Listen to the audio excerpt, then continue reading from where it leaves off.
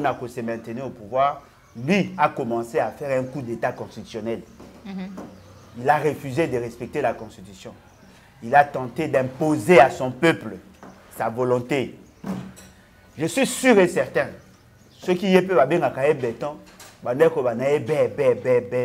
yo, mutukutu koma kuna na mawa par accident, oza ko pesa bango ba injonction, ba obtempérer non. Il y a eu combien de coups d'État en Afrique? Lui, il était parti soutenir un coup d'État, lui. Na Tchad, si vous n'arrivez pas à respecter la Constitution, personne ne va vous respecter. T'as déjà commis. A commis, c'est-à-dire qu'au moins, il a mourir l'homme dans la carte. A commis bizarre. Quand vous avez tout ça, non. Vous pensez que vous êtes des dieux. Comment la biso? Le peuple contre le régime. Mais il y a un bateau, un coup d'État, on des parrains. Ce que nous pouvons dire à ce stade, ce qui le peuple guinéen, bandimi, nous acceptons. C'est ce qui a été à Kolobama, je ne suis pas au sein de l'autre. Dans les météos, on va gérer mon pays.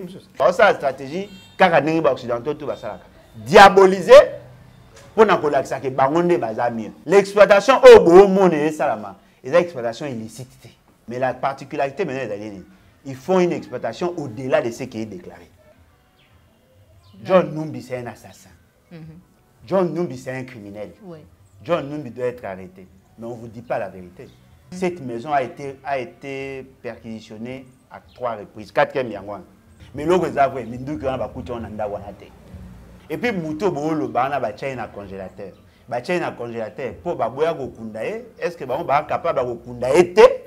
Bako tchata na fausse commune, ne va tchara bibeme, tout ça, pour ceux qui babimi si corps à Mouto, Bamon va Koufana. Babimi c'est le Moutaoye Bazata.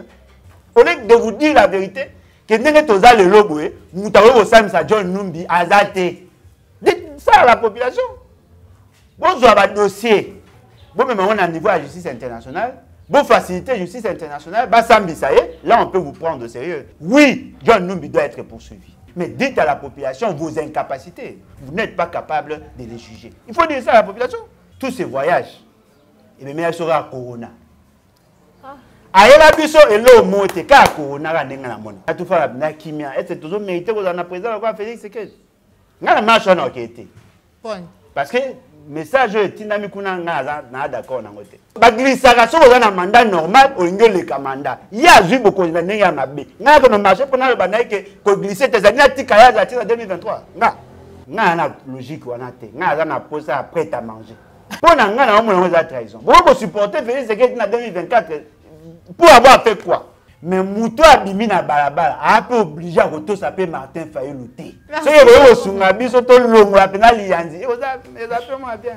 Ba ça qui réunion, ba convoquer qui réunion c'était le jeudi.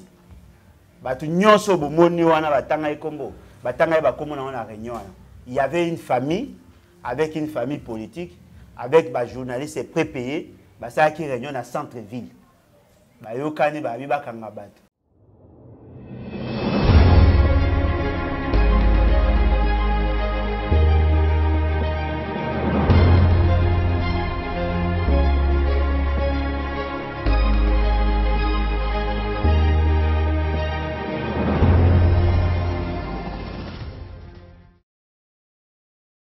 Bande Kobalandi à la chaîne de vérité, www.plicr télévision, Botenabino, vous allez belé, vous suivez Libakou ya Kokota, maman Joël Kombi na banda kunabino mukuru mwalilo, na numéro ya Sika, ou vraiment nazali na esengo, ya ko se présenter liboso na bino, na mwana mboka Alain Bolojwa, vous sepela kana olenga pesa kana kanisi, en rapport na mambi matali mboka na biso République démocratique du Congo, na yango lelo to pusani penza pembeni na ye, pour être toujours na kanisi na ye, lolingi na muti koloba. Coup d'État et vous dites que ça la Guinée, qui Félix Antoine Tshisekedi étant président de l'Union africaine et Longona Moussa Faki, basengi libération immédiate. Il y a Ndeko Nabango, il y a camarade Nabango Toupé, homologue président de la République, il y a Guinée. Tout le monde a une émission, tout le monde a un reportage à l'infoca. Tout le monde a lelo, ba vidéo et comme bima ebelé, rotali saka biso lo lenge nini, ba chinois bazali ko exploiter ba minerai na biso illicitement. mais aussi bazali na ba règle te ba norme to esengeli ba vanda na mabele na biso. Qu'est-ce qui se cache to kolobela matali John Numbi tolali tolamuki tomoni John Numbi na ndako na ye perquisition et salami minduke bimi bibembe pe bimi alors que déjà ça fait longtemps asila ki kokende. Pourquoi ne pas voir perquisitionner ndako na ye quelques jours après départ na ye to kosolango na kati émission na biso mukolo mwa lelo sans plus tarder na kopesa matondo mingi na yo Joël Gonago chasseur d'images ozwa misi ma caméra. Merci na Cordo pi Mafriku, merci na Popola Yombe ou ezali ya équipe ou accompagnaka maman Joël Kombi na etumba ya kopesa bino basango attends réel pe basango ya solo. Papa Limbolojwa mbote mbote maman ngai mbote na balandi. En tout cas merci une fois de plus pour l'opportunité. Voilà, Papa Limbolojwa to poussani vraiment pembeni na yo mukolo mwa lelo to kende vraiment muke na lumbango réaction na yo tango moni coup d'état et salami na Guinée Alpha Condé akwei mapinga bazui bokonzi mais kasi du coup Félix Antoine Tshilombo Tshisekedi mokambi ya Union africaine atomboli mungongo na nzela ya communiqué hein balobi ete sengeli ba libérer ba pesi mitindo réaction na. Bon, Nangika on a rappelé d'abord Bantu. Alpha Condé, Félix Tshisekedi est notre président. Bayambara Bango et pas Alain Foucault. Je crois que c'était dans un pays africain, Bazara 3. Ça a une émission. Et cette émission, on sentait déjà que ces messieurs, Azaraki, ils n'étaient pas complexés. Azaraki a tendance à koloba non facilement na ba occidentaux, c'est-à-dire l'Europe et les États-Unis.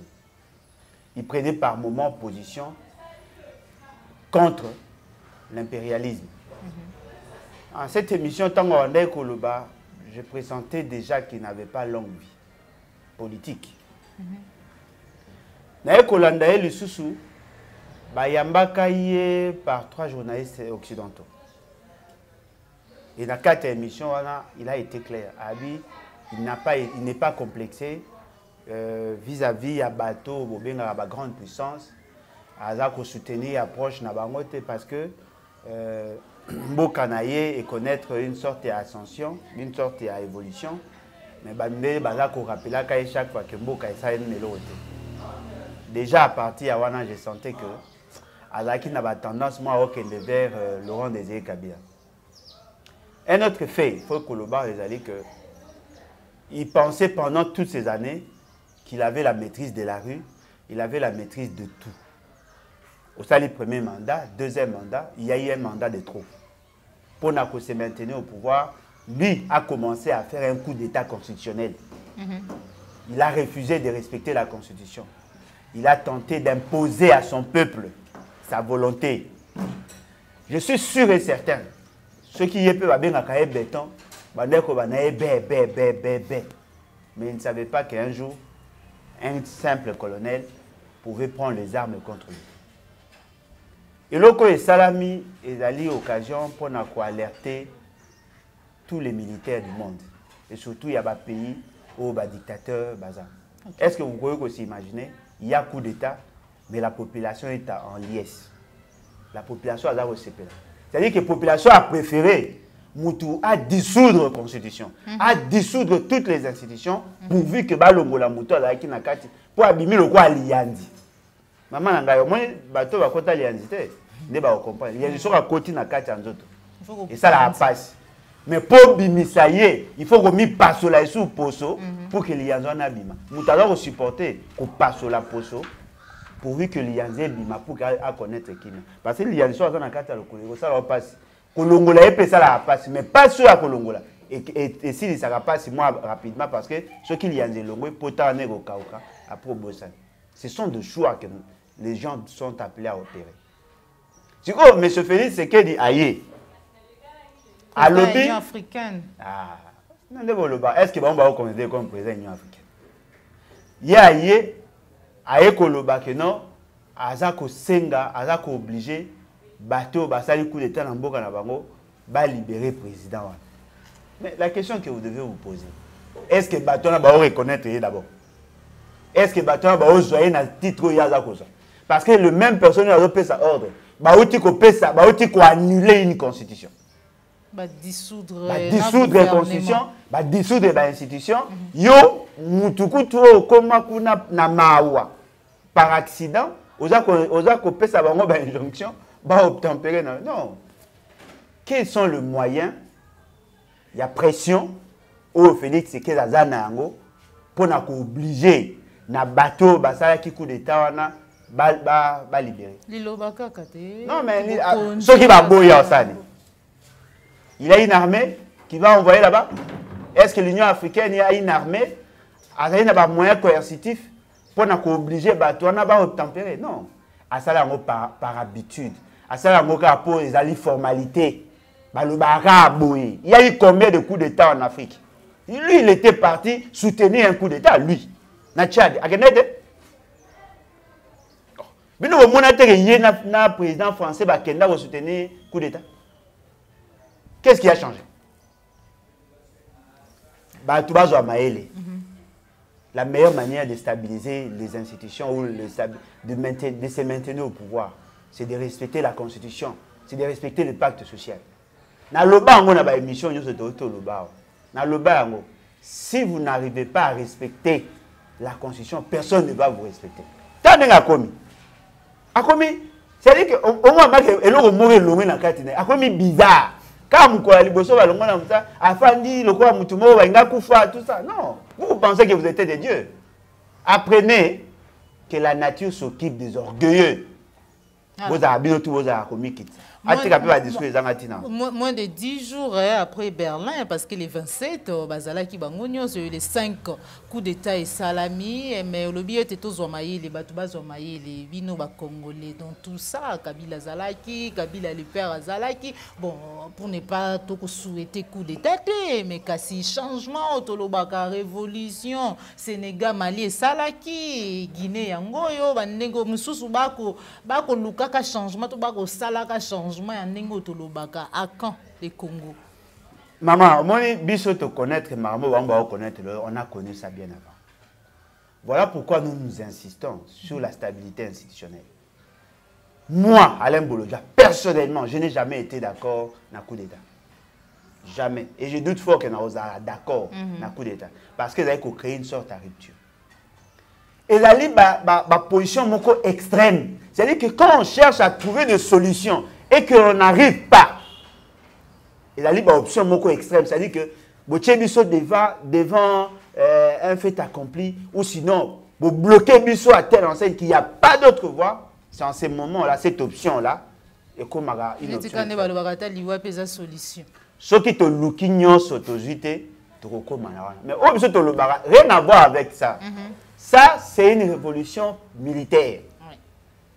Les militaires ont besoin du pouvoir pour qu'ils se maintenir. Ils doivent violer le droit des libertés. Ça, ce n'est pas notre combat. Moi, je suis une population à Bimi. 1 million, 2 millions na balabala. Azuka ba plateau, a tcheba kanda na yinso ta komo déposer na balabala. Ça, c'est une bonne révolution. Parce que l'avantage il y aura 0 mort. Et puis, Moutakoya Koluka armete pour renverser la tendance de la population. Mais Oya Bango Boy. Déjà, on a 4 na Bango, l'armée est divisée en 2 pratiquement. Ok. Bango, na domaine na Bango, mais il y a une frange armée qui pour le président, qui est en fonction, Bango va se prononcer. Ce que le colonel Wana Sengi na Bango, batia la terre, va réagir, va l'intérêt à peuple. Mais la 4 na Bango, ceux qui ont moutumo va jouer parrain. Il peut s'organiser avec le moyen, ce n'est pas ça notre combat. Comment le peuple contre le régime. Voilà. On a faim. Voilà. Maman a formé. Mais si on analyse Kaka ya maeleki na Guinée, président on a Alpha Conde qui peut na garde républicaine na mais comment est-ce qu'ils ont pu arriver là, on dirait avec beaucoup de facilité? Non, neutraliser Bango parce que les opérations et ça a marqué de manière ciblée, neutraliser. Mais il y a un bateau, ça coup d'État ont des parrains. Les Français. Mais vous avez français. Parce que les Français n'aiment tout bazar parce qu'il y a un finger qui peut bango, tu le dis. À ça, il y a une émission, ceux qui m'ont mis ça. afingi bango pour bango batinda ba journaliste pour na kolinga ko sala ba ballon d'essai. Tant sakane OK to la kisaye ba lukisko na kati armée parce que moto ça y coup d'état c'est un ranger qui formé à l'étranger et puis il a été formé en France. Il a travaillé en France, c'est quelqu'un qui est donc il a été préparé il y a cause au service en France et aujourd'hui les Français ont gagné. Voilà. C'est que nous pouvons dire à ce stade ce qui peuple guinéen bandimi nous acceptons. Parce que nous n'avons pas le pouvoir, il y a qu'à décider sur leur devenir. Bango n'est pas souverain. So, on a dit, OK, nous acceptons le coup d'État. Le peuple est souverain, nous prenons acte. C'est ce qui a dit à Kolobama, je ne sais pas où ça n'est l'autre. Merci beaucoup Papa Limbolodja. Otoloba eloko moko ya mutu ya obi Alpha Condé finga kibango 2 fois na nzela ya biso bapandisango ezali bongo je crois émission moko déjà pe na sala ngona Alain Foka reportage ya Alain Foka lelo na moni tolé ya ba vidéo na réseaux sociaux ya ba chinois oyo bazali ko exploiter ba minerais na biso de manière illicite, la vidéo comme Ebele, Papa Limbolodja. Est-ce que d'abord, premièrement, gouvernement congolais, il a quitté qui va chinois, bazali qui n'a pas cannabis, premièrement, la situation irrégulière, bazali Ebele, et puis deuxièmement, bazali qui exploiter minerais, tout carré minier na biso. Et là, les bosseux, c'est que bazali que Alain Foka a ça qui fixation sur le chinois. Alain Foka a ça qui fixation sur les exploitants. À la Kissi, n'a pas chinois, n'a pas américain. Mais Batou s'est fixé sur le chinois. Pourquoi s'est fixé sur le chinois? C'est justement parce qu'eux préfèrent voir les Américains dans les mêmes opérations que les Chinois. Dans le bas qui on a une émission mingi, Batou a zoé batté combo dans l'angolelo. Il y a une guerre moko et banni. D'abord c'était une guerre commerciale entre les États-Unis et la Chine. Pendant des années, les Américains semblaient négliger le Congo. Parce que Bazouara a déjà une sorte de monopole sur certaines matières telles que l'uranium et consorts. Et après, on se rend compte qu'il y a d'autres matières où on va sembler qu'on néglige. Les Américains ont commis une sorte de se désengager en matière d'influence sur le Congo. Qui plus la France, la Belgique, l'Allemagne, la situation est en beau carré. Les Américains sont arrivés même à vendre leurs propres actifs miniers. Il vous souviendra qu'il y a, avant 2016-2017, il y a des entreprises américaines, firmes, grandes entreprises américaines, chinois, actifs miniers na bango. Parce que Bango s'est désengagé, que le Congo, pendant des années, les Américains n'étaient pas actifs dans le Congo. La société, Bango s'intéresse à qui? Mais dans la plupart des cas, l'Assemblée est négligée. Qu'est-ce qui s'est passé? Lorsque le sort, le sort où l'on vole, il y a l'économie chinoise. Comme ko étouffer la Chine. Na tenu qu'on rappelait la guerre qu'il y avait entre Huawei et les Américains. Oui. Que Huawei a commis qu'on joua en pleurs, a commis qu'on gagnait le marché en matière de téléphonie et consorts. Malunga est-ce qu'on va bloqué par la vente à la puce. Et les Chinois, commis qu'on gardait influence parce qu'aujourd'hui il faut reconnaître que sur le plan économique les Chinois sont puissants. Vraiment puissant. Parce que Bango, avec l'approche à win-win, à Teki, à Sombi, à Yopo gagner moins mouké. Des Bayoko Zasiko, qui gagnent le marché en Afrique. Et les Américains, monnaie danger, on a posé ça.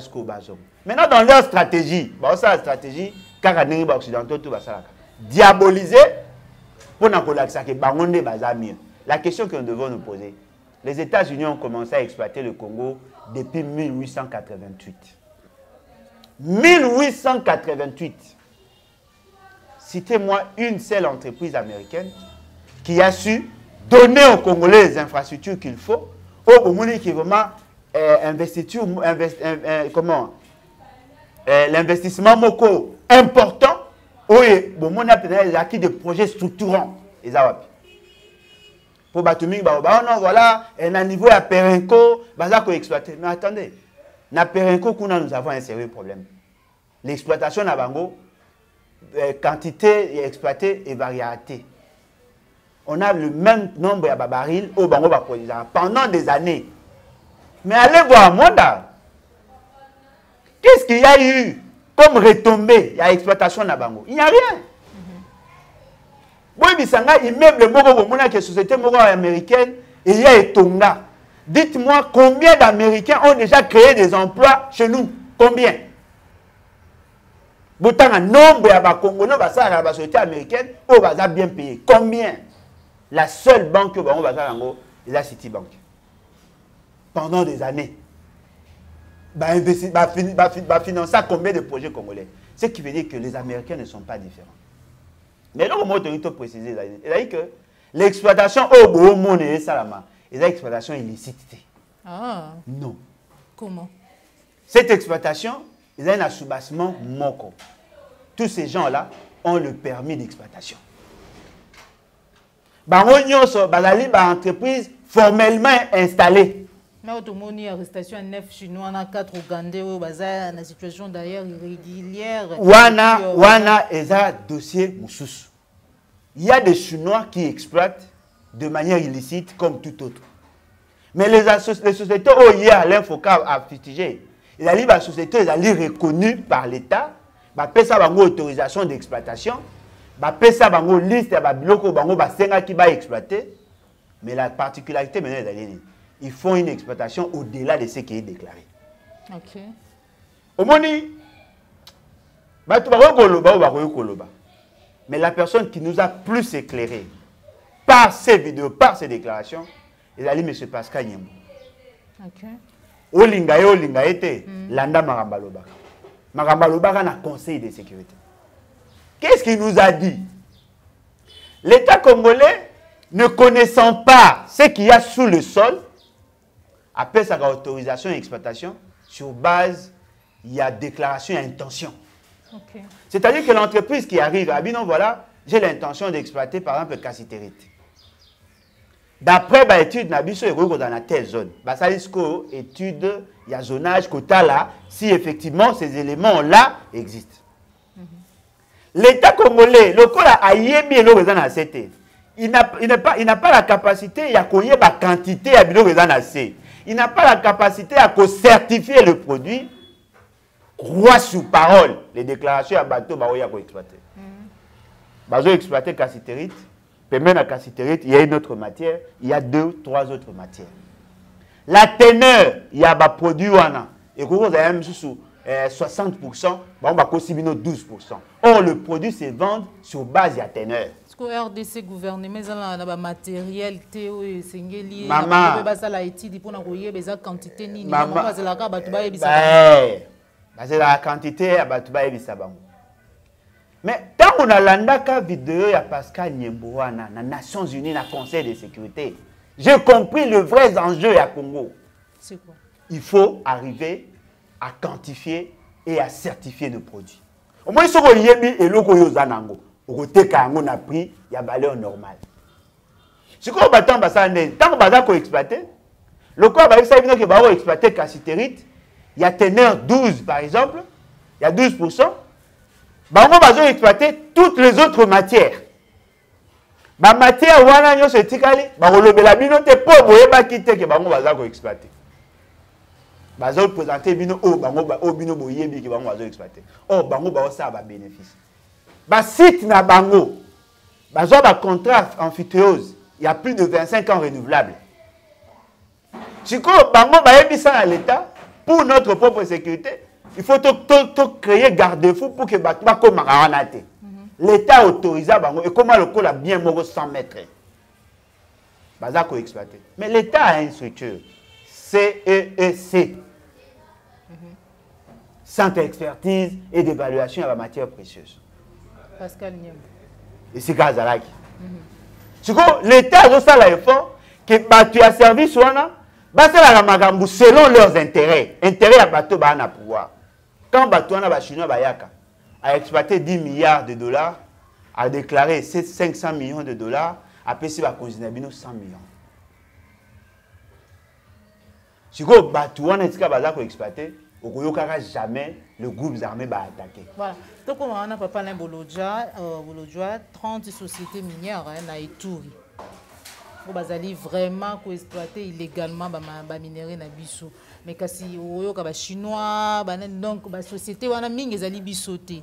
Mais toyebi ete bato bazali ko agresser biso pour na kita. Pe biloko eza na kati ya mabele na biso. Mais mukolo moko te toyoka kino bakindeki na société minière moko bakindeki na songolo paka na bisika o ba Chinois bazali, ba américains bazali, to soki ba na ebité sona lo basu banani bazali ba bomi po bazwa minerais. Mais ba bomaka ba paisible congolais citoyens ba pauvres qui n'ont rien à voir avec biloko bango ba ko luka. Qu'est-ce qui se passe au juste?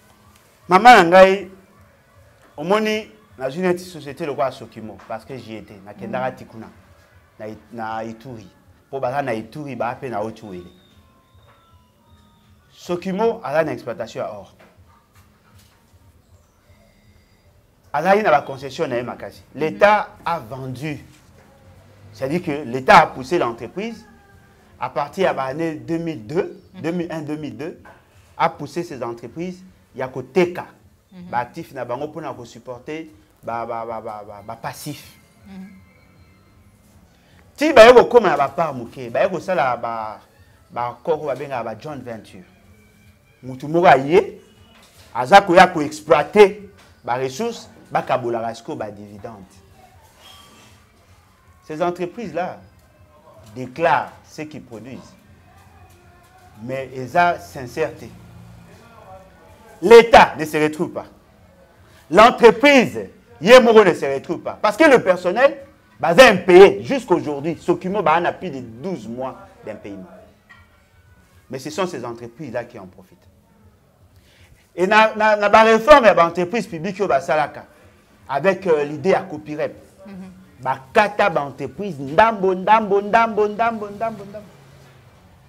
ces entreprises-là n'ont plus le même actif qu'avant.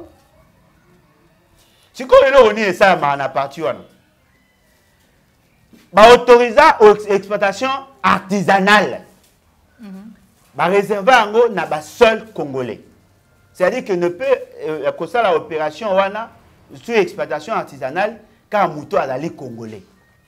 Si les entreprises par exemple l'entreprise à commerce général avec les Chinois.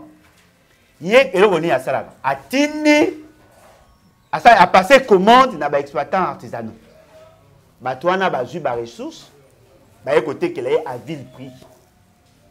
Il y a voilà, je viens de racheter le produit à Obimisango. Mingi Babimisango de manière illicite. Barotiango na kati ya bamoni ba camion citerne ba carburant. Oyo utara Somalie. Ceux qui ba uti na ba carburant, ba déposer ba carburant. Ba longoli ba carburant esili. Bazu ba matière première na biso, ba kotisi yango na ba citerne. Eza kobina. Mais maintenant, le coup la bateau ba yaka ko pesa bango ba marché, ba yela bango ba produit. Baza na posa ba garantie production na bango.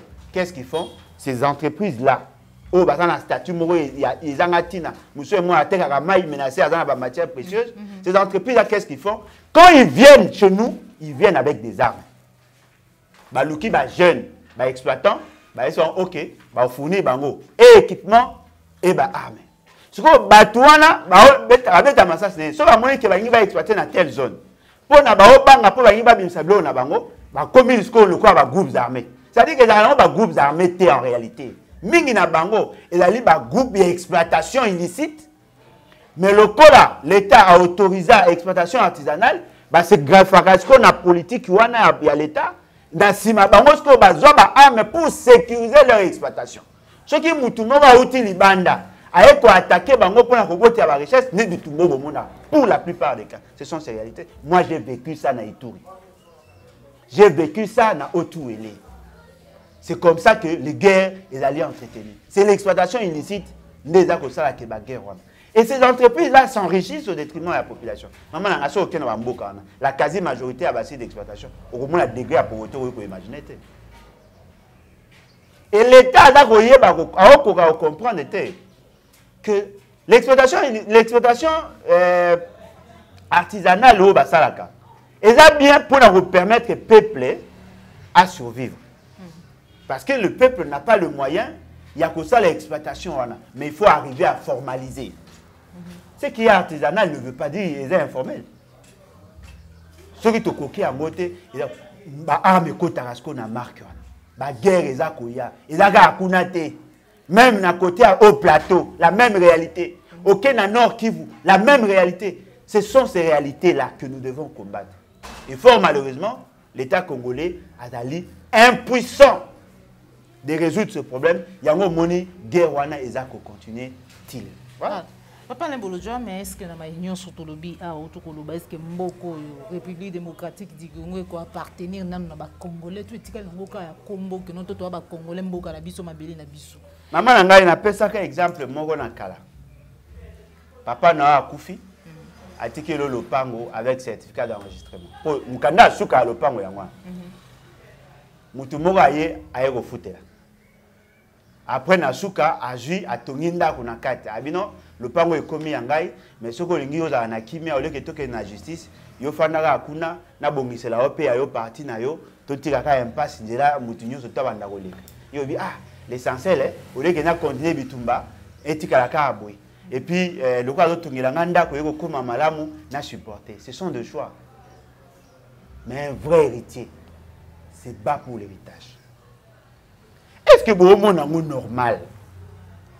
Papa Nabino, Babundi, papa Nabino, Babundi, pour avoir l'indépendance, notre pays supposé indépendant. Parce qu'il faut reconnaître que ceux qui sont partis défendre nos intérêts, bateau, bakenda qui n'a pas pour négocier en lieu et place, il y a peuple. Par rapport à l'indépendance, il y a une insuffisance parce que la plupart étaient des autodidactes. La seule force Nabango, c'était la détermination d'être des hommes libres. Mais ils ont mal défini l'indépendance parce qu'ils n'ont pas tenu compte d'une approche économique et financière. Yango a posé problème. L'acte de Berlin, en son article 2, on dit tout. L'État congolais, l'espace congolais, est allé l'espace Moronet 100 mètres. Toutes les grandes puissances. Parce que je tiens à rappeler qu'il y avait 14 puissances qui étaient signatrices, il y a acte de Berlin. Balingaraba continue pour exploiter les ressources Nabiso. L'indépendance, en réalité, n'est pas un document. L'indépendance, c'est un état d'esprit. Ce qui peuple congolais a canisi que le corps appelle ça indépendance, a canné ma bourgeoisie indépendant.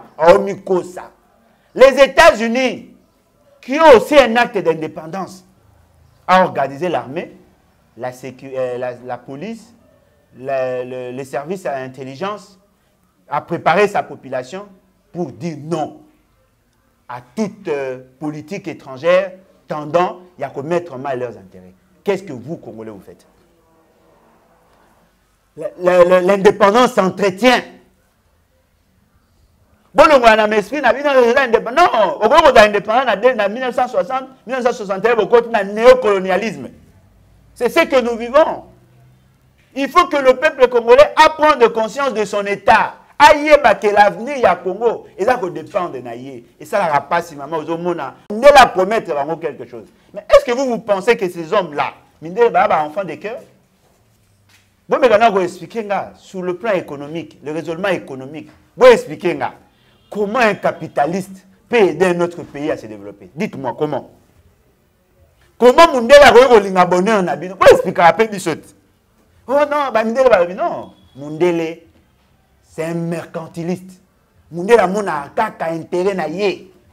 Mundele est capable de faire tout pour garder, à maintenir standing de vie américain. Les Américains n'ont pas d'âme. Mais c'est que moi je pense, Bisso, au Canada. Le développement au Congo ne passera que par le Congolais.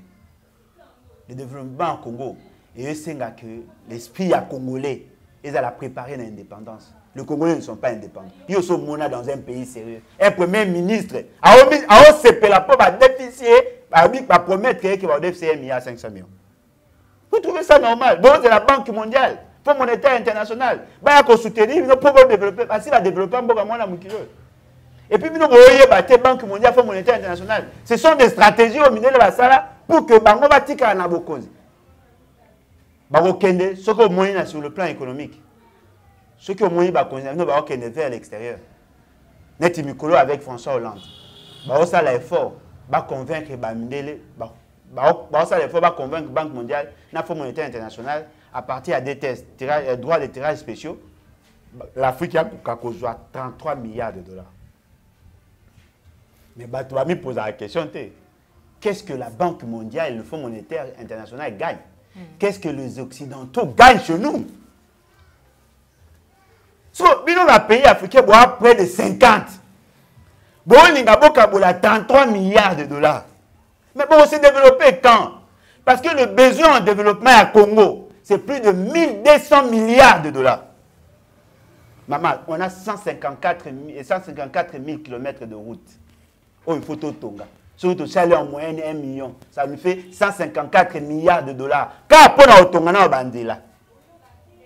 Si on a un nombre de la classe, chaque année, on a 3 millions de baba qui sont en école. Si on a un nombre de en âge de scolarisation, on a plus de 30 millions d'enfants. Si on a un nombre de 30 millions divisé par 50, on a besoin de 600 000 salles de classe. Sur le Kaboli, 600 000 salles de classe par 6. On a besoin de près de 10 000 salles de classe par rapport à l'école primaire. Il faut construire ces salles-là. Il faut qu'on recrute des enseignants. Il faut avoir une armée. Pour tous à moi bien, il faut avoir 250 000 militaires. Parce qu'on a 9 400 km à frontière avec 9 pays voisins. On doit avoir au moins 200 000 policiers. Tous ces gens-là doivent être pris en charge. On a une administration pléthore. Il faut que ça c'est-à-dire que pour que l'État congolais a espéré que comme un pays émergent, on a besoin de plus de 1200 milliards de dollars. Mais bah, quand on a 1 milliard 400 000, 1 milliard 500 millions, il y a nyongo. Si vous pouvez imaginer, ceux qui battent la vision à Mikousse Boué, nous se développer. Et pourtant, nous, si nous arrivons seulement à certifier nos ressources, nous-mêmes, nous engage. Ok, voilà, les ressources, il y a Congo. Dans telle zone, il y a telle matière avec telle teneur. Dans telle zone, il y a telle matière avec telle teneur. On a une estimation par rapport il y a cours, il y a produit à niveau international. Ah, ils ont estimé dans autant, ils ont estimé dans autant. Vous allez maintenant auprès des banques. Vous leur dites, voilà, le Congo a une valeur de 100 000 milliards. Nous venons hypothéquer, pour le Kenya, 30 milliards de dollars. Ça, c'est la stratégie à Kouloutou Mouzitou. Vous avez 30 milliards de dollars, vous relancez l'économie. Chaque année, ce que vous voyez, la productivité, avec une plus-value, il y a au moins 10%, vous avez 33 milliards. Première année, deuxième année, vous avez 36 milliards, troisième année, beau produit. En 10 ans, 15 ans, 20 ans, on peut atteindre l'émergence. Mais voilà, vous avez des gens qui n'ont aucune vision. Nous avons la peau, promettre, est-ce que dans un pays sérieux, pour les prix à Soso et gros à débat? Ce sont là vos dirigeants. C'est ridicule. Merci beaucoup, Papa Alain Bouloudjoa. Merci beaucoup, Papa Alain Bouloudjoa. C'est ridicule, le lingo uti koloba. Dossier John Numbi. Azalaki awa, finalement, akimi naye, abima naye na mboka. Mais kobima naye, kino lelo, esali ba sanza pe ebeli. Ndako na ezala perquisitionné alors que tant kimi l'état azali pe surtout ka kimi azali na possibilité de kokota na ndako na ye pour ba vraiment ko vérifier surtout kazala ki mapinga. Mais na sima na ye tumoni manduki bimi après des 3 jours bibembeye ba document ba photo.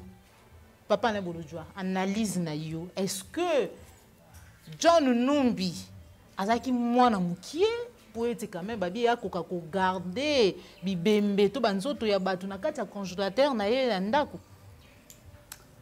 Maman Ngai, vous savez les gens qui sont mal éduqués.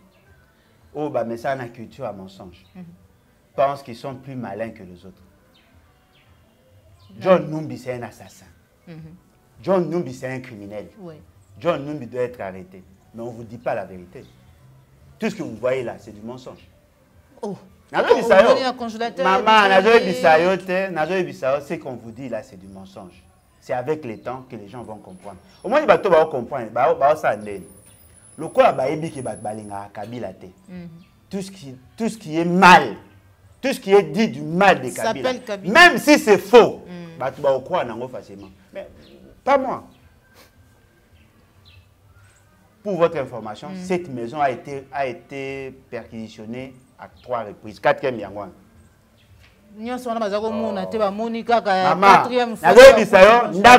a perquisitionné plus de 3 fois. Ceux qui vous ont kimia, botaka na archive na perquisitionné déjà. Tant que vous perquisitionné, vous avez bandeko ya John Numbi place.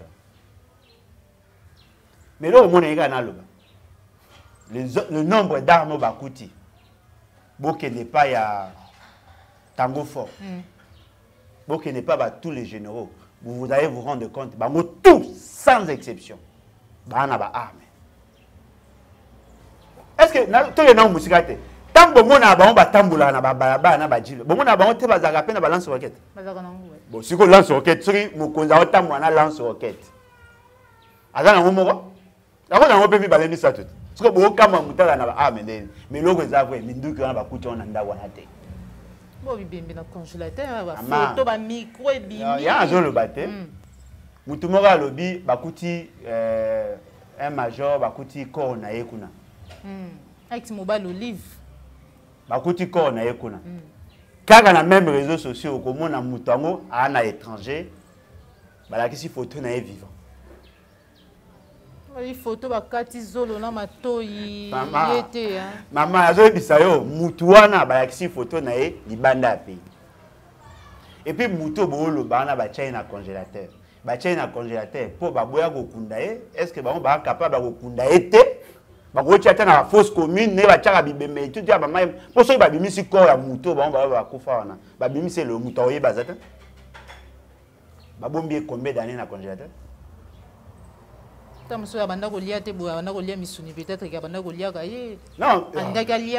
oui, mais combien d'années? Asali combien d'années dans le congélateur? Pour les solos, ceux qui ont eu Moutou, Akima, il y a de cela combien d'années? C'était 2006. C'était 2006. Ça, ce sont des mensonges grossiers. Maintenant, qu'est-ce qui se cache derrière tout ça? Et là, mon gars est livré. Au regard, il y a organisation, il y a justice militaire. Le juge, il y a John Numbi, na Congo Azate. Ah. Bah oui, ça, c'est John Numbi. Il faut pas. Moi, je suis la vérité. Le peuple doit comprendre que d'après la réforme arménienne, il y a un principe, il y a administration judiciaire. John Numbi ne peut être jugé que par Moutoa na 4 étoiles. Azate. Ce qu'on attend au régime na bango il fallait zalande kabila to nani. Il faut d'abord magistrat. Aux à la juge. C'est-à-dire qu'il faut dans la juriste de formation et puis dans 4 armées aux à 4 étoiles pour qu'on s'ambisse un 4 étoiles. Dans le Congo Azate. Azate. Moutou a vu ça yelelo. Il y a un peuple na justice internationale. Mais c'est que déjà dans ma campagne sur tout le monde, il y a des preuves, hein? Mais pourquoi pas jusque là pour lancer mandat d'arrêt international. Oui. Pourquoi pas nos portées. Il y a un cas monnaie de ça monter. Ceux qui ont posé ça courant de chez BA justice. Ceux qui sont appelés à faire, c'est de porter. Parce que dans le niveau de la justice internationale, il peut être jugé, quel que soit grade. Grade n'est pas en Congo. Arogo Samba, devant, Moutou Azali subalterne en gradité. C'est ça la justice à Congo. C'est-à-dire qu'un colonel peut juger un colonel, mais pas un lieutenant. Lieutenant Arogo Samba, c'est un colonel. Général de brigade, Arogo Samba, c'est général-major. Lieutenant général, Arogo Samba, c'est lieutenant. C'est-à-dire que dans l'armée, c'est comme ça. Au lieu de vous dire la vérité, que vous avez le logo, Moutou Arogo Samba, c'est John Numbi, Azate. Dites ça à la population. Bonjour à votre dossier. Bon, même on a un niveau à la justice internationale. Bon, faciliter la justice internationale. Bah, Sambi, ça y est. Là, on peut vous prendre au sérieux. Ne nous amenez pas de vidéos. Bah, photo, moro, vous savez, bah, montage. Vous voyez, bah, blog, bah, aventure. Vous que nous avons perquisitionné dans la moute. Vous avez dit que la situation est non. Vous la situation est vous avez kota. Nenge bo monaki mir. Vous avez dit que na nini, bo buki. Na kat na sima mir, ne bo moné loko. Nous regardons, bah, minduki yango. Bon, qui nous dit que vous avez dit que vous avez dit que Bah, dossier on a sensible, le musée, maman, dossier Congo. Ça, ce sont des réseaux sociaux. Mutuo bozo benga John Numbi a suisa ofa anda kwante.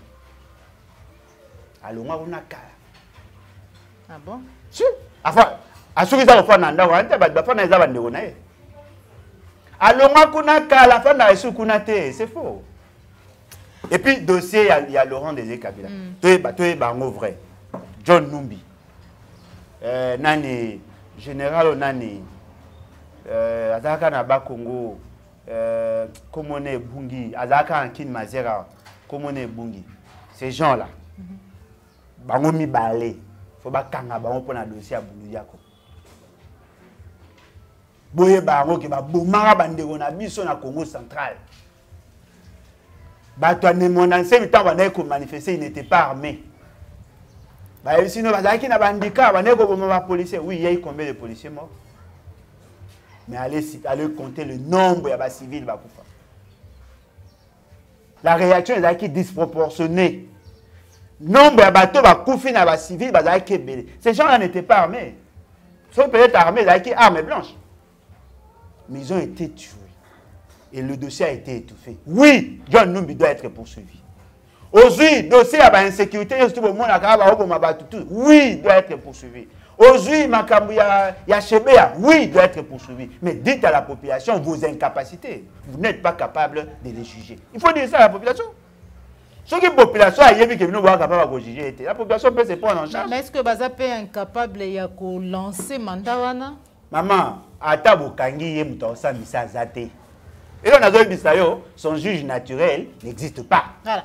Merci beaucoup, papa Alain Bolodjoa. Jusque-là, juge naturel, il y a Nani, il y a John Numbi Azali, Tazali qui existe dans le Congo. Mais quand c'est lobby, tout le monde est jeune, il y a Jinafek dans Lubumbashi, paralysé ville. Après, l'Iwa, il y a Baba Kyung, apparemment des problèmes, c'est problème. Mais quand il y a aussi quand il y a Makambo, piller, pensa, Babilo, quoi, Batu, Kolela, la Balili, Makasi, Nakatanga. Je pose une question sur Papa Kyungo a commencé. J'ai dit, c'est un leader. Leader. C'est vraiment un leader. Il fut un grand manipulateur. Aïeba qui sait qu'il voulait. Il a séduit un grand nombre de gens et il a imprimé sa marque dans les esprits à un grand nombre de jeunes. Nakoma Lubumbashi. Nakomi na Kenya, je ne vois pas qui d'autre a eu kota sans que bata Jinafek ba pesa et autorisation. Kuna ba weko pesa même gouverneur à kota so balingi. Au moins tant on va sur la restauration de l'autorité de l'État. Ça en fait partie. Ces gens-là n'ont qu'un seul maître. Kyungu Akumwanza. Et le maître n'est plus. Non, mais le maître n'est plus physiquement, mais en pensée. Ce que le col a déjà préparé à relève. La majorité de la population va vous avoir victime parce que le bâton a commis incontrôlable. Ce que l'année va revendiquer, il faut douter que c'est qu'on est en accord parce qu'on le considère comme un dieu. Il faut douter que quand on est dans la carte à cercueil, il y a eu pillage. Menacé Batou. Et l'État s'est plaint. Incapable de gérer ou quoi? Mais maintenant, on va imaginer. Dans le site, est-ce que les Chinois vont exploiter? Congo a commenté. C'est-à-dire l'État a commenté. Est-ce que les Américains vont exploiter? A commenté. Et si quand même Junafek a manifesté, l'État a commenté. Est-ce que l'État a commenté? Quand après on a un journaliste, quand après on a intimidé, le prince et Peng va Nico Maïngé.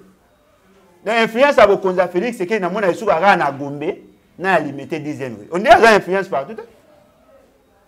Si eux n'arrivent pas à donner des orientations, parce que le rôle de l'État, c'est quoi? C'est de redresser, c'est de fédérer toutes les énergies dans le sens, il y a vision naïe. l'État a une exclusivité à monopole. Il y a un monopole, il y a violence. Il n'y a que l'État qui a le pouvoir de brimer et de donner des orientations. Mais ce que tu as décidé, qui doit être riche et qui ne doit pas être riche, qui doit faire ça et qui ne doit pas le faire. Ce qui veut dire que l'État est belé. Moi, quand il y a des ordres, c'est qu'il y a des motards, même chose. Là, maintenant, c'est Kyungu. La personne a eu peu d'influence, na tia nga PM sous na mbanda to na Congo central, to na Kabea Kamwanga pour qu'on a otaba beau-frère. C'est-à-dire muto gérer espace na et l'État gère quoi? Surtout que vous aurez courage à chef de l'État, mais il est chef de l'État en quoi? Il n'a même pas la capacité à résoudre Sabatu na ordre. Tout le monde a peur. À côté des ordres macas, si ça viendra avec maman temps et koya malé. Maman ngai ngana mona ba parents bana ba ça des ordres. Kotika na ndaku bana tout bazoki na mlo. Moi so dans un charisme. Yango moni ya mo autant de temps autai. On est de ça que net bimsa mo bout na nenga mabe. Mone na mona. C'est vrai, c'était un dictateur, mais il avait de la dignité. Il avait de la personnalité. Oh to mono yo. Souka. Yoso mona wapi. L'État qui a tous les moyens. L'État qui a l'armée, l'État qui a la police. Félix Tshisekedi te peut gagner plus de 200 millions de dollars l'an. Pour qu'il y ait une décision. Mais il est simple. Ce que vous pouvez imaginer. Couvre nani Sika Basaki état de siège, désordre. Et Sika état de siège, désordre. Lui maîtrise quoi. Même parking, car il y a parking, il y a parking, il y a simple. Même de là, il y a un chauffeur, il y a un chauffeur, il y a un chauffeur, il y a un sens inverse. Roulage, il y a un 7h30. Mota, autant pour la moto,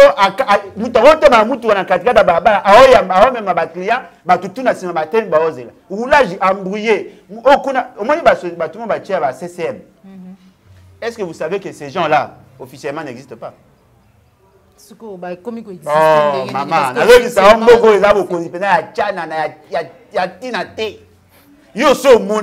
un conseiller a créé une structure. Atini ba on a ba na ko réguler nzela. Roulage a terminé à pembeni. Mutaati gilet jaune, ba koma CCM a réguler nzela. Yo so mona mboka boiza normal. Et c'est bon mona ngo normal mboko ese yokene. Ba zo la tsano ke mboka za ko kufa. Roulage abanga mutu te asa mambo ya lingi, chauffeur akipara mutu te eza ya mota eza ni piéton a okate sika ya lingi désordre wana. Et ça pourquoi? Parce qu'il y a un problème de leadership. Non. Problème il y a leadership. Ya moto ba bino. Oui.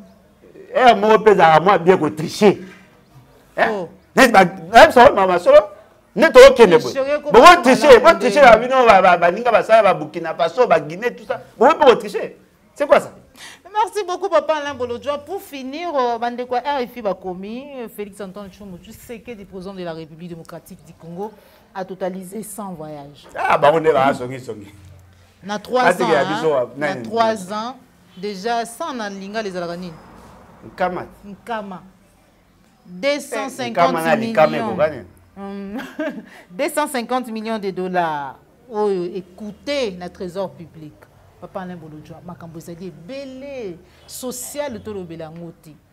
Misusu oignon ezali ebele ya ko. Namonaki. Mais jusque là ba investisseurs ba allemand ba koyate. Te ba ya, na moyo ndé ba cambiste na ba peut-être Nico Maïngela le va ta cordonnier na na yete. Yo monde déjà cambiste. Ndé ba ya. Karaté. C'est un homme d'espoir. Et là, les vrai, il faut vérifier ce qu'ils ont vraiment message à RFI. Parce que mingi na ba réseaux sociaux manipulation pédale à cause à logo à ça les logos na yoana parce que sur le time même na français et komami na le lingue se présenter style journalistique na on a bien RFI à comme blog mais le montant on a ils allaient juste moyenne parce que bah ça les nines bah vu que sur les 100 voyages par voyage à dépenser entre 2 millions et 2 millions 500 000 on a multiplié par 100 et ça lui 25 millions 250 millions. Ils allaient juste le lingue. Mais pour un voyage, il faut bon démarrer c'est qu'un voyage. Mais est-ce que 100 euros est exorbitanté tous les alliés? Maman, a fait c'est qu'elle a voyagé penza. A voyagé penza ming. Est-ce que c'était en 2020? Tant que le voyage ils ont apporté rien. Yemoko a répondu à Bisso. Ah oui, non. Balobi que na voyagé mingi. Oui, Nandimi na voyagé mingi. Mais le voyage na sali et comme même pas 50 millions de dollars. Mais na zongi na memi na mboka 1,5 milliard. Il est long 1,5 milliard comment mais tu as dépensé 50 millions. Oh ya bimisi na mboka na biso to yebi. Mais oh ya aye nango to yebite. Aye bisa biso wa ya biso 1,5 milliard.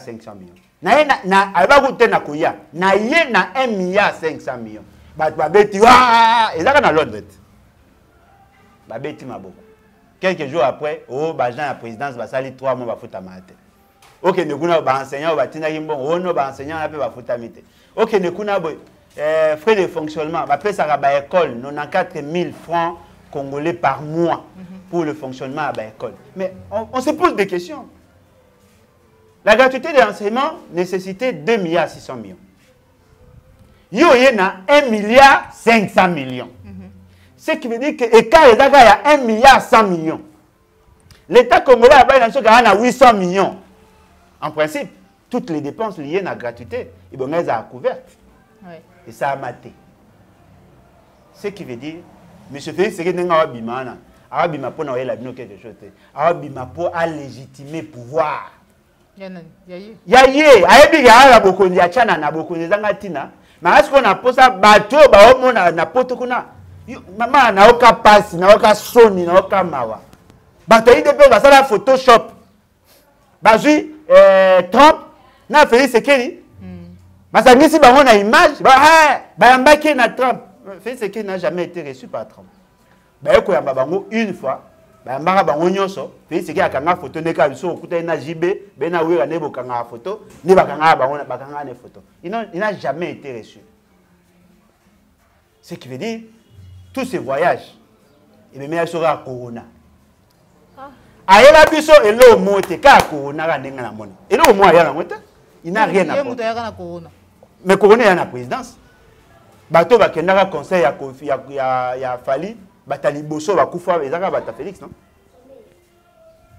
Voyez-vous? C'est-à-dire que ces voyages-là, ils n'ont apporté rien. Boye Bayango, on peut capter des fonds extérieurs sans que le président se déplace nécessairement. Vous concevoir la politique inabina. Toutes les institutions, institutions internationales, multinationales, ont leurs représentants ici. On peut faire des dossiers, concevoir des projets.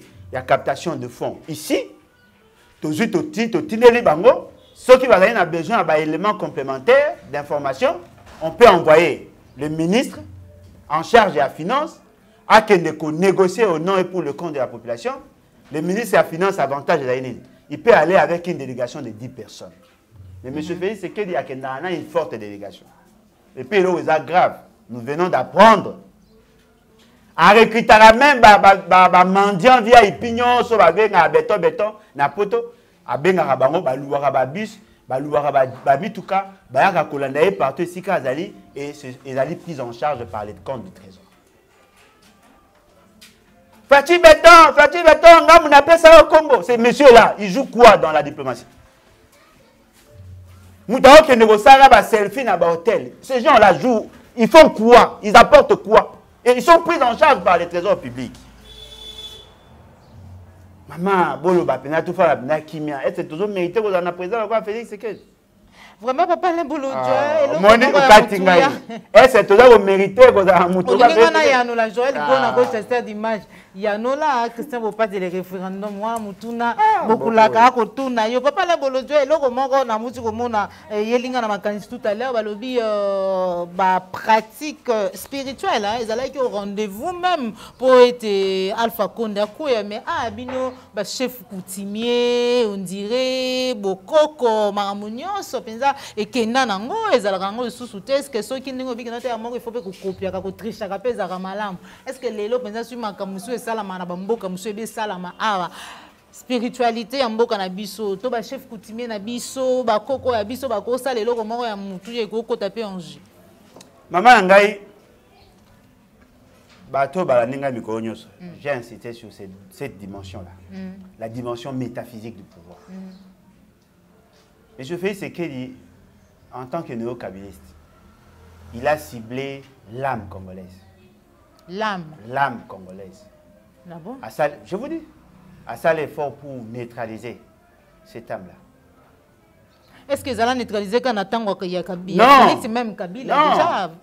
Mais Kabila avait perdu des plumes par le fait que, tu prendre de conscience, chef coutumier, pasteur, tout a une dimension mystique. Il y a l'État, comment il s'éloigner davantage de lui.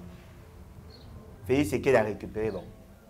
Est-ce que vous avez imaginé, pendant que les gens attendent que l'Église joue pleinement son rôle, l'Église a commis au bête à débat, à bon débat, à poison. Mais bon, mais on a imaginé. La quasi-majorité à Bakondi, pour asseoir son pouvoir, il joue sur les esprits. Oui. Molimo ya Mopepe, Molimo ya Mai, Molimo ya Zamba, basalaka bablo na bango wana, o bango baza ko croire nango. Akoki kozwa décision ya mabe. Mopepe soki ebeti vous, totikeye nano temps. Totala nano. Alalisi bino pongi. Ces gens-là travaillent avec les mauvais esprits. Mais bateau ce sont les églises. L'église, ouais, à côté. Yo so mon église, mutabandi prière ko banda tongo tipo quoi. Attends komba Yesu 2 fois, attends komba Fati 45 fois. Non, non. Pasteur, teki milimo, chef coutumier, teki milimo. Oh, Bokoko dans l'état existe. Constitution yemo beta masolo à Bokoko. Bateau bakoaka na babiloko wana. Parce qu'il y a des gardiens, chaque mabélé, chaque zamba, il y a des gardiens. Oh, ben, chef coutumier, chef coutumier, chef traditionnel. Bateau, bomba, vos coutumes, vos valeurs. Batouana, comment mendier. Pasteur, comment mendier via hippie. Pour attendre esto chef coutumier fallait moko ata bato bakomona na biloko basenge bamona te bazongi na bamboka. Yo ba sinaye bisayo, Kagame c'est un fin stratège. Vous savez, pour que tout commence dans la situation, qu'est-ce qu'ils ont fait?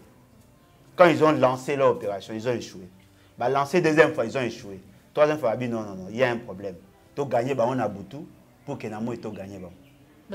Ils ont commencé à tuer vos chefs coutumiers. Maman, il y a des chefs coutumiers, Missouni, chef coutumier. Moi, kata bango bamitu, kata bango bandoto mike, liya yango. Ces atrocités-là, on ne vous en parle pas. Ce sont des faits réels. On va vous dire, ils vont vous dire, on a tué leur chef coutumier. Au plateau, il y a des manifestations à la population. On veut introniser un chef coutumier Tutsi. Mouto Massaro, le ministre, il y a ITPR. C'est ça son plan. Il a intronisé une déconnaire comme un chef coutumier. Combat le yangoa. Parce que Boz et la Nine. Bino va beaucoup continuer. Biso va tout croire. Non, il y a biso tout continuer. Mais là, vous avez ça la passe. Pasteur! À 2h30, il y a prédication. Il est sorti. Il est sorti madame! Après, dans le souk, non, mais qu'est-ce que ça a à voir avec l'évangile? On a plus. Maman, Bakita. Batumi, parce que on aime.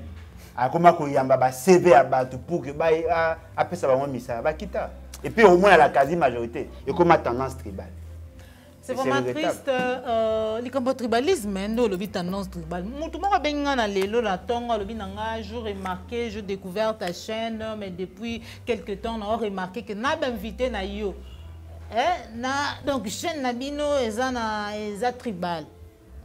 Je dis, qu'est-ce que ça veut dire? Abi on a habité. Liboso, ceux qui même Mobutu a télémelaka à l'époque il y a régionalisme, tribalisme, ça veut dire que non quelque part ils allaient qui. Et aujourd'hui par rapport à la nomination des temps à autres il y a Mokondamboka. Tant on va analyser, va remarquer que non il y a des noms où ils allaient se répéter na ba nomination na yé tant bolobi que note kingani muluba kingani boye bolobi voir même yé moko lobaki que note on avait tué les gens de ma tribu. Est-ce que zali tribalisme? C'est quoi vraiment? Moi sans ce tribalisme mes anini par rapport à ba analyse des fois peut tout ça là. Maman Ngai, les gens déjà confondent le régionalisme au tribalisme. Ceux qui y ont aux tribalistes, aux routes mutekone. C'est bien.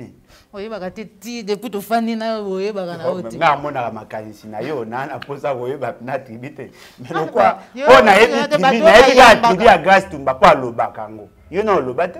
Na mona oka kinoise. C'est bien la bina la ne combo. On a comment le quoi bandi boy ko za mutete. Mais na boina beta libanda, so ko ko ba tribu na yo. Mais est-ce que tes collaborateurs tous sont des tétés là? Donc, ceux qui ont été tribalistes, et par rapport à bateau, ça les pas na yo. Ceux qui ont surtout bata école na yo, engagé à bata école na ye, tribaliste. Ou sinon, ceux qui ont marre bata tribu na yo, na ba émission na yo, aux tribalistes. Na mono ya Nico, na mono Nico na forme na rosa mutabando. Ou yamba Prince Penge, a mutete. Ou yamba Michel Mangala. Azamutu ya Sudu Bangi, no Ubangi. Donc Ngala. Uyamanga na Mongo. Uyamba Maman Chantal, je crois que dans ta province orientale. Uyamba Maïki Mukebai, Amuta Kasai. Yves Bouya. Uyamba Yves Bouya, yo ne ba te ko Amuta Bandal. Uyamba Louis France. Paulette Kimou. Louis France na mona ya Amuta Bandu, ya Bandu. Vraiment pour être sûr tribalisme ya yo ba ko mesurer on a élément nini mais a fait c'est que na wo démontrer non que c'est un tribaliste au moins il ba ba yebate ceux qui biso ba to critiquer Félix Sekedi to critiquer par tribalisme c'est qu'il veut dire l'IDPS est né dans le tribalisme parce que l'IDPS aucun membre de l'IDPS en dehors de père fondateur aucun membre de l'IDPS n'a défendu un autre président en dehors de Moulouba. Dans le raisonnement à Bango, eux ont combattu Mobutu parce qu'il était de l'Équateur. Ce qui raisonnement à Bango les a fondé parce qu'eux ont critiqué. Ils ont critiqué Laurent Désiré Kabila parce qu'il était swahiliphone, bien que Swahili les a tributés. Ils ont critiqué Joseph Kabila. Citez-moi les nombres de présidents que les membres de l'UDPS ont soutenus qui ne sont pas de leur province. Combien? Mais Bisso au moins, Nga n'a soutenu Martin Fayulu, Azamuti Abandon. Et les 15, oui, qui n'ont marché, les 15. Marche, pas nous sous-soupé, lobby, d'un côté, il y a des personnes qui n'ont marché, Bandaraka, na Tchangou, Bangope, Balingi va démontrer dans la population congolaise, Topé na Basala, Bala qui s'en a face à Moukili, que Tchangou, va s'approprier, la Rango, marche, qu'on a chaque fois, les Alara, Batumoro Songolo, Pakalate, d'où le 15, la Mouka Nanzela, Bangope Nanzela. Te ba mael ba sa effort ba ko sa mael na yebi ke balati sa ba monyere po na obomba ba sa été na kati ba sa effort ba ko sa mael maman ngai qui a dit que mutumo a un monopole ya baba Félix c'est quel est au pouvoir parce que bino boyimbo ça marche pour démontrer quoi que socio-équité soutien aux institutions. Non mais soutien aux institutions contre qui combat les institutions? Non mais attendez, ils ne soutiennent pas les institutions. Ils ne soutiennent pas les institutions, ils soutiennent les individus. Les institutions sont les alliés ensemble, par principe. Le rôle du président de la République, c'est de donner des orientations aux institutions pour atteindre l'amélioration des conditions de vie. Ceux qui vont moniquer Félix Sekedi, Akitisi Soso, Akitisi Mipandi, Akitisi Mabundu, Akitisi Thompson, Nengalo, Baki Bobi, ok, nous venons marcher pour l'encourager à faire mieux. Même ses propres promesses à retenir dans votre tête. Vous venez soutenir qui? Quoi?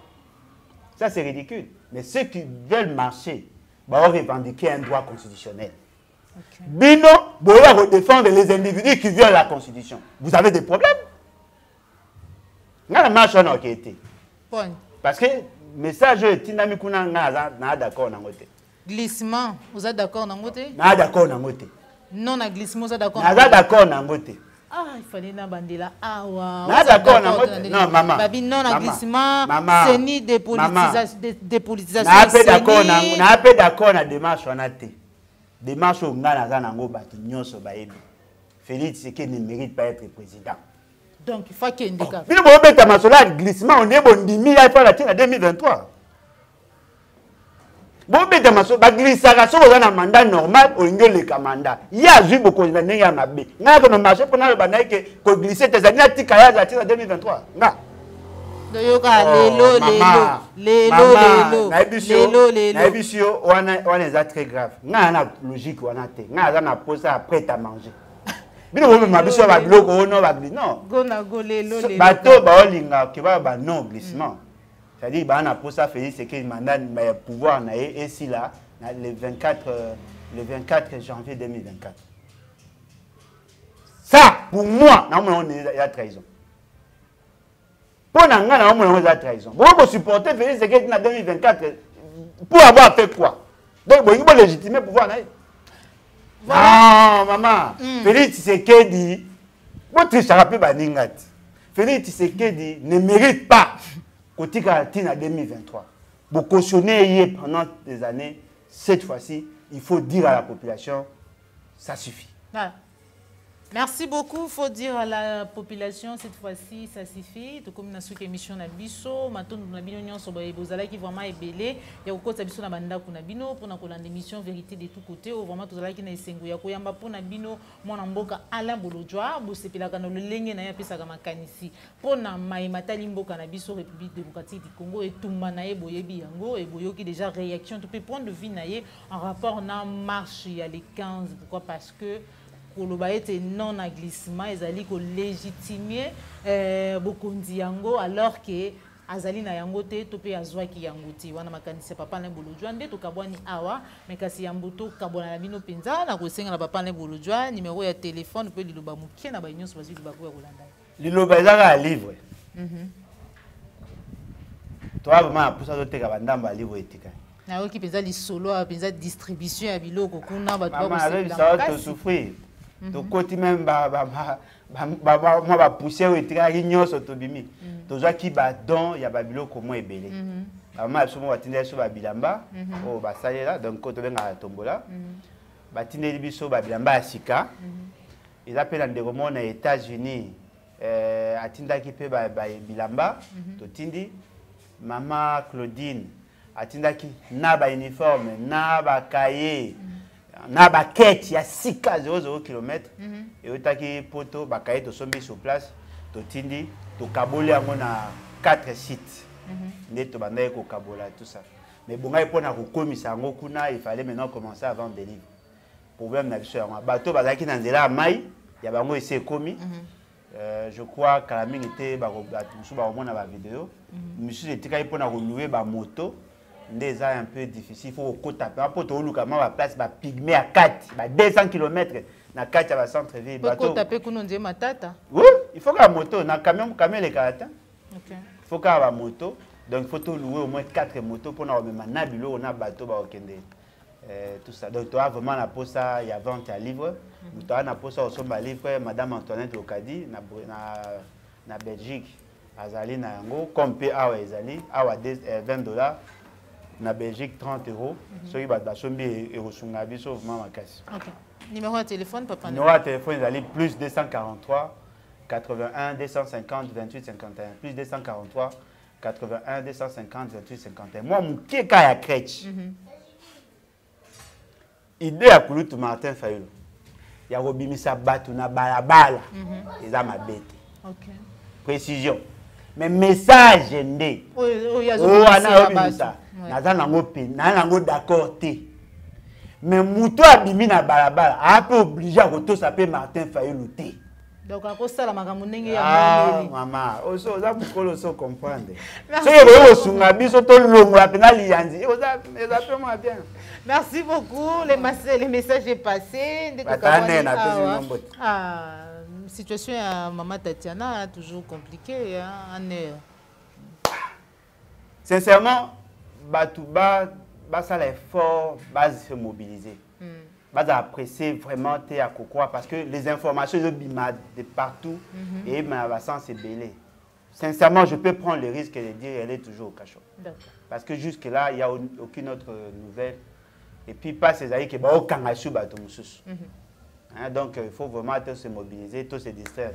Batona Balingaga va étouffer à faire, mais Moutatika est en prison. Ngongande Angoy.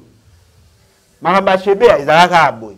Maramba Batebe, ils ont un boy. Tant que vous négligez les cambessales. Mais si vous avez ndoki, Batouba ko banga ta ko sa mabe. Vous continuez à publier, bolo, bezal. Voilà. Oh, et que ça, moi, pas ces années de confusion, on a aussi de l'autre côté parce que quand Batou et Sengeli va payer sa biso basango, ils allaient vraiment ko uta et pas ina bango, bangonde en moko que non te asili ko bima balobi na baza intimidé. Baza intimidé. Na ebi bino nyonso bino to roma famille to abande. Soki bakangi yo bato aliboso ba oyebisa ngana ozana na kati. Mukope ba okanga ngai oyeba parce que nous travaillons pas en réseau mais nous travaillons ensemble. Tomi yebi bino ba journaliste ba politicien te.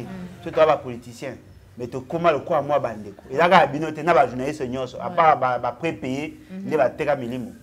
Toza ndenge zana to yebi ke na philosophie oyo soki bakangi mutu ba kopesa mutu information. Soki nga na zolo ba batu teka bimi parce que na yebi ka bimi te. Mutu a yebi ka bimi a même ba élément c'est tout. Mais bandeko ba kopesa ba fausse information. Ba aider. Bazo aider. Faut biso to ba information pour to konyo. D'ailleurs nga kuna okonyo na ngapeka obono. Voilà. Ata yemo ba benga siko abina nga papa na bimi. Tant que na monnaie dans ondimate parce que bato an toyi bango bango ça bango pe chantage bango pe ko intimider bango botika ko bango c'est ça le problème parce que tous allez quoi apprendre que non ils allaient ko déranger quelque part il faut arrêter à côté makelele il faut arrêter à koloba de l'autre côté maman donc bon aider biso parce que ceux qui ont besoin d'informations, toute la version il y a que non abimi que route et pas inabino, bah tout vous allez censé couper sa biso information et que ça la passe parce que vous allez profiter de Tatiana parce que si n'angonga oh tous allez koloba mon côté monier mon côté yoki mais bah tout va passer qui biso information qui abimi et ça quand neti Joël Gona boyalobi que non t'es déjà bimi déjà ça na et pas na bango na mbinza et puis boye bango Nico Maengele, Maman Chantal, Prince Epenge,